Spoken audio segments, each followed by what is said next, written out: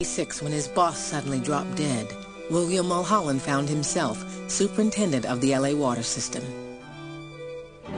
The little desert pueblo had grown to 100,000 people, thanks to the Chamber of Commerce and a new railroad. And by 1903, LA had sucked dry the tiny Los Angeles River, its only source of water. My mother would tell me these stories of growing up without water.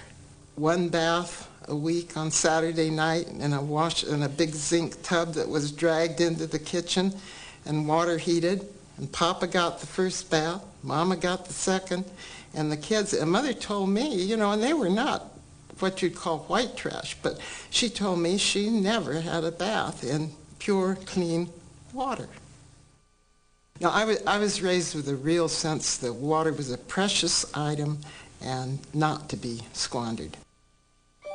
Superintendent Mulholland tried to make Los Angeles live within its means, but growth sabotaged everything he did.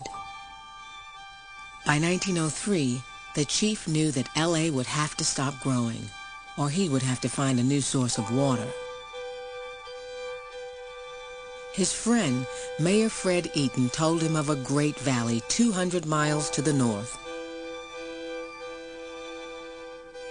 For centuries, Paiutes had lived along the Owens River.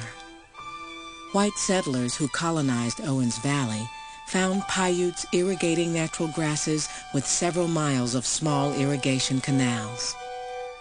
My grandmother told my oldest sister that when the whites came, they started to push the Indians up into the rocky places where the water was scarce because they wanted the other for their cattle and things.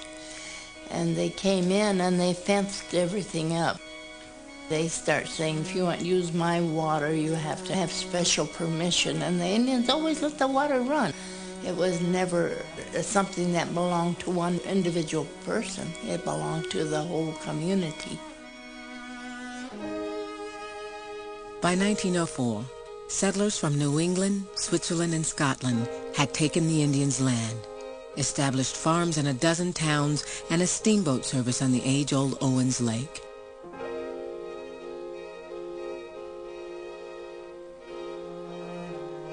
They dug an elaborate irrigation system, diverting the Owens River into hundreds of miles of ditches. Former Mayor Fred Eaton convinced Mulholland to set out northward across the Mojave Desert in the fall of 1904 toward Owens Valley. They went by buckboard, which was the only way you could go. It took them about 2 weeks to get there. I think there was a trail of whiskey bottles all the way out. In 2 weeks, Mulholland and Eaton were on the banks of the Owens River. At certain times of year, in wet years anyway, you can get a little glimpse of what the river must have been like then and how it must have impressed Mulholland.